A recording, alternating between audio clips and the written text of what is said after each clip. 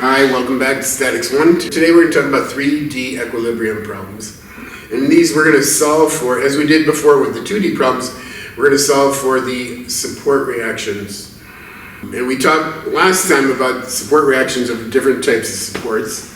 And you remember we had a journal bearing. In this case, we have something that looks like a journal bearing, except it's called a thrust bearing. And the thrust bearing does not allow movement out of the shaft, whereas the journal bearing allowed it in and out of that shaft. So this is called a thrust bearing that we're going to look at in this problem. So let's think about what the free body diagram would be for just our thrust bearing, and then we'll solve the rest of the problem. So if you remember, Y direction, X direction, and Z direction, and here's our thrust bearing. It's going to be aligned, very poorly drawn. Make it 3D, try. And then here's where the shaft goes, right? And it comes out of this thing, this way. And in this case, for a thrust bearing, it's providing resistance to the movement of the shaft in and out in the Y direction. So the free body diagram will have, so I'll draw it here, Y and Z, and I'll do this in green. It'll have forces in all directions, unlike the journal bearing, which did not have a force in the Y direction. It's my Y, X, Z, and it also does not have a moment, does not resist rotation in the Y direction, but does resist in the other directions. And I'll do those in red. So we have a moment here, moment Z, and a moment X. Okay, so it has 1, 2, 3, 4, 5, it's 5 support reactions. And we have a cable out here on the other end. We have a downward force and a cable here on the other end. That's going to have 1 support reaction. So we have 6 support reactions that we need to solve for, and we have 6 equations. Terrific. And let me write down what the 6 equations are. We're going to sum the forces in the X direction, set them equal to 0. We're going to set the sum of the forces in the Y direction equal to 0. Sum of the forces in the Z direction equal to 0.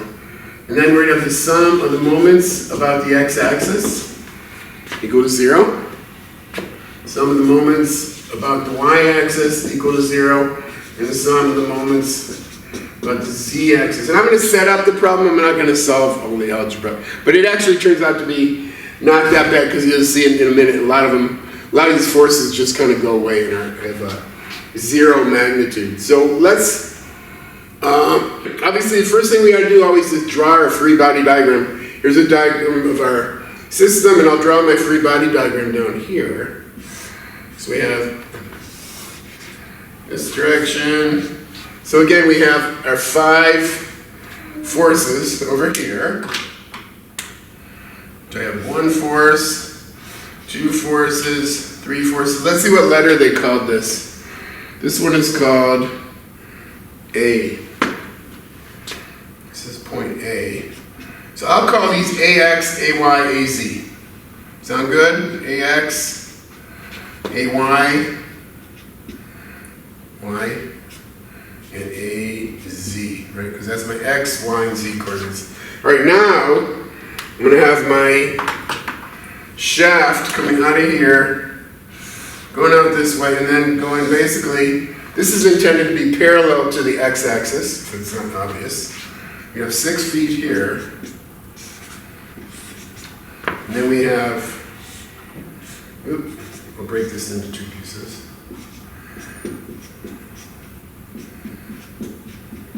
Okay, so 1.5 feet, 1.5 feet. Sorry, I didn't write this very well.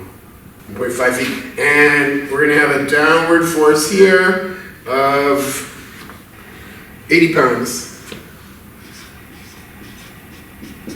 And a upward force of our cable. The cable's hanging from something. This is the cable. And the cable has 1 support reaction, which is going to be vertically upward in this case. And we'll call this let's see what letter they use for this one. They call that B, and the upper one is C. They call this point C. This is B. So I'll call this force BC. All right, so now we should be able to fill all this in. Let's see if we can do it without making any mistakes. I think I got it. Okay, AX. So we have X, Y, Z. Yeah, X. So X, we have A forces in the X direction. AX. Is there any other forces in the X direction? No. So we actually have a solution. I'll just put a little check mark here because we have a solution. Now let's look in the Y direction. So the force is in the Y direction. This one's in the Y direction. Everything else is in the Z direction. So force in the Y direction equals AY equals 0. So we actually have another solution. That's why I said it's not as bad as it looks. Now let's deal with the forces in the Z direction. We have AZ, which we've drawn vertically upward. AZ.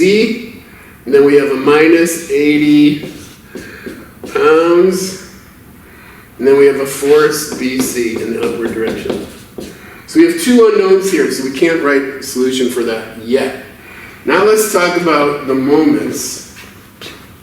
Let me put in X, so you remember which axis is which, Y and Z. And remember that the moment about an axis is just the perpendicular distance from the line of action of the force times the magnitude of that force. So if we were to calculate the moments about either the X, Y, or Z axis, what you'd see is that there are no moments resulting from these forces because they're basically on the X, Y, and Z axis. Although I did forget, of course, we'll fix it now. I forgot to put in, I'll put here moment Z and moment X. Because we do have those moments. And those are going to play a part over here. So let's look at our moments in the X direction. So the first one is, in fact, that moment X. So that's the support reaction. That's the force resisting the rotation about the X-axis. What other moments do we have? So we have 80 pounds times 6 feet from the X-axis.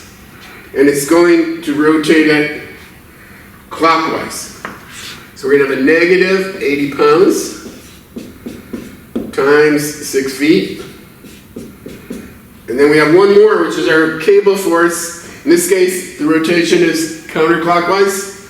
So we have plus FBC times, again, 6 feet. Because it's 6 feet from this point to our x-axis. Let's look at the moments about the y-axis. So we do not have an M and Y, right? Because this thing is allowing rotation in that direction. In other words, rotation in the moments in the y direction, there's no resistance to those moments. So we don't have an M and Y, but in fact we do have moments resulting from this force and that force. So in this case we have our 80 pounds times 1.5 feet. And it's going to be clockwise, so it's 80 pounds times 1.5 feet. And then FBC going upwards, so it's counterclockwise. So we have minus FBC times 3 feet. We're almost done. One last one to go. Sum of the moments in the Z direction equals 0. In this case, we have our M is Z, right? Because this thing does not want to rotate. It's screwed down into the flooring. It's not going to rotate in the Z direction. So we have our M is Z. And what moments do we have resulting? What do these forces? So this force, it's in the Z direction, so it's actually cannot cause any force that's parallel to the axis of interest is actually not causing a moment in that direction. So these forces actually do not cause a moment at the Z direction. There's no other forces, so in fact we have M is Z equal to 0, so we can put a little checkbox here. All right, so we've actually solved for 3 of them. In principle, I'm not going to do it you can solve for FBC here. You can substitute that back into here, solve for MX. So you can get MX out of here.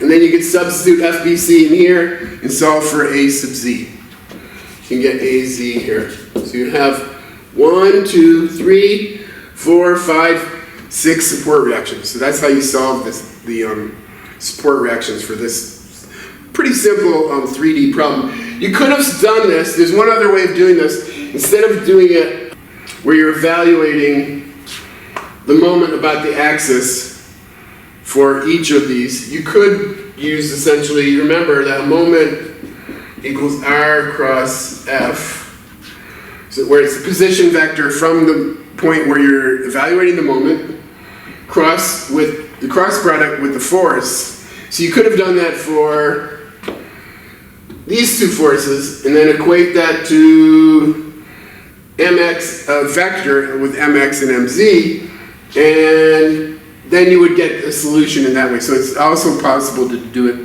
that way, kind of a vector formulation, whereas this is more like a scalar formulation. I want to show you one other situation where the moments, I'm going to talk about it in a minute. I'm going to draw kind of an unusual situation and describe how to solve it. And that'll be the end of this particular video, and then we'll move on to something else. This is one of the example problems, and I'm just going to draw the free body diagram. And I want to talk about something that described in the text, but it's kind of difficult to comprehend. And I'll right here, a warning. Warning for you. And I'll put stars here to really highlight it. Sometimes moment forces or moment support reactions set to 0 if system is properly supported. What exactly does that mean? Let me just show you an example here. Okay, so warning. Sometimes moment support reactions are set to 0 if the system is properly supported. So let me give you an example here. This is some kind of a shaft. Goes through 3 journal bearings. Journal bearing here, journal bearing here, and journal bearing here. Journal bearings have 2 moments. They resist moments in this direction and this direction, and they resist forces in that direction, that direction. They do allow forces in this direction. So let me draw the free body diagram for this. So it's going to be something like this, and over here, and let's see what letters they use. This is from example 4.9. This is A. So it's going to have a, let me put here. This is my Y direction, here's my Z direction, and this is my X direction. And so here's my point A, where my first journal bearing is, and that's going to impart a force response reaction. And if you don't remember these, go back and look at the last lecture, go back to your textbook. A sub Y, AX also, but not, AZ, but not AX, not in this direction. Basically, this journal bearing allows the shaft to move in and out. Now, we're going to come over here, but it does also have moments, and I'll put them in, although eventually we're going to get rid of them, which seems kind of odd. But there's this one, which is moment AZ, I'll call it. Moment A about the Z-axis. Then we have one here, which is moment AY. Moment at point A about the Y-axis. Imparted by that journal bearing. Do it like this. So we have, again, A, B, Z. We have, it's resisting movement in this direction, so we have a bx, but no by, because it allows movement in this direction. And then one more up here. We're going to finish our free body diagram. Draw it up. This is going vertically upward, right? That is vertically upward in the C, and then we have over here the same thing, and this is point C. We're going to have in this case, CZ is okay, but CX and CY have forces imparted on them. CX, CY, and I forgot my moments, of course. So, same deal. A moment BZ, moment BX, and over here we have a moment CX and a moment CY. All right, I got everything on there. The problem is we have too many. Remember, we only have 6 equations. We have sum of forces in x, y, and z direction. That's 3 equations. Sum of moments about the x, y, and z axis. 3 equations. That's 6 equations. We can only solve for 6 unknowns. So what is wrong with this problem? It turns out that if you look at this problem, and if in the text of the instruction it says, the journals are, I'll tell you what it says, properly aligned journal bearings at A, B, and C. In other words, they're supporting the system so that these moments, the rotations just don't happen. So in fact, and it's also because it's a rigid body, or we're assuming it to be a rigid body. So in fact, we can eliminate these moments. We'll eliminate that one, that one, that one, that one, that one, and that one. So now we have 1, 2, 3, 4, 5, 6 support reactions, 6 equations. Now we can solve it. I was a little troubled. When I first saw this, it struck me that the problem was in fact indeterminate. In fact, that there was not actually a solution. But I believe now, in thinking about it and reading some other textbooks, that it seems like as long as you have that rigid body assumption, that you can in fact basically say that the moments don't exist. It's kind of an odd problem, but you can add, once you do that, then you can solve for the 6 unknowns, and that's it. So that's all I want to talk about. So now you've seen a very simple 3D problem, you've seen kind of a more complex 3D problem with this caveat or warning that you need to be aware of. And I will see you in class. Send me any questions, email me any questions you might have about the lecture today. So I'll talk to you soon. Bye.